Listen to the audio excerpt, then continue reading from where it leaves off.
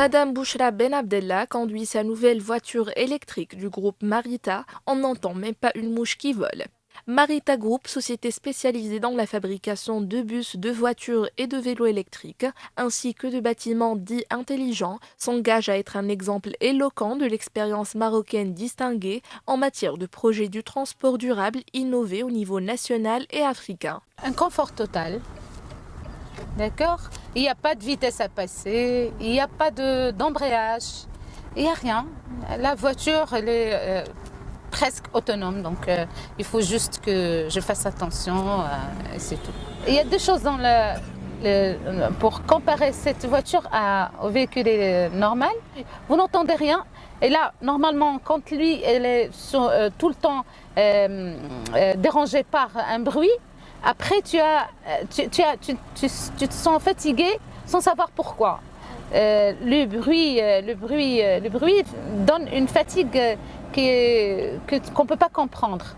Et deuxièmement, donc, la pollution qu'elle dégage, c'est-à-dire sur le plan écologique, tu sens ce confort parce que tu sens qu'il n'y a pas de fumée qui sort, il n'y a rien. Elle est vraiment impeccable.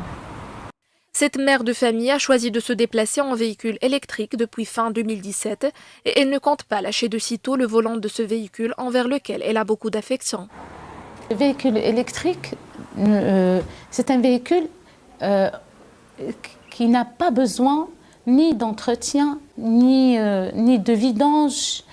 Il n'a pas besoin d'aller chez le mécanicien pour le réparer. Donc il a une batterie qu'il faut recharger. Cette batterie, en fait, elle a une durée de vie de 10 ans. Le véhicule électrique est non seulement un moyen de transport écologique, mais il procure également beaucoup de confort. Pour Madame Ben Abdallah, ce véhicule satisfait non seulement sa fibre écologique, mais lui permet également de réaliser des économies conséquentes.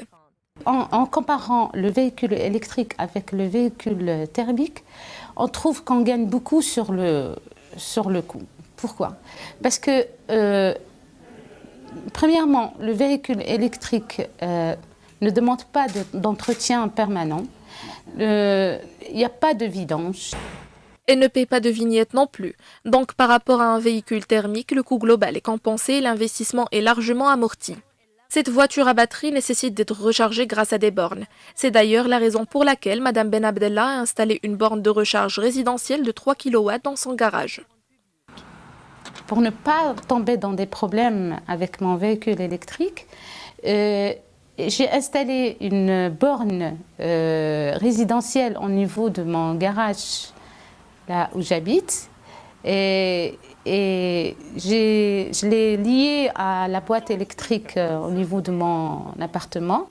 Donc je laisse charger mon véhicule pendant toute la nuit.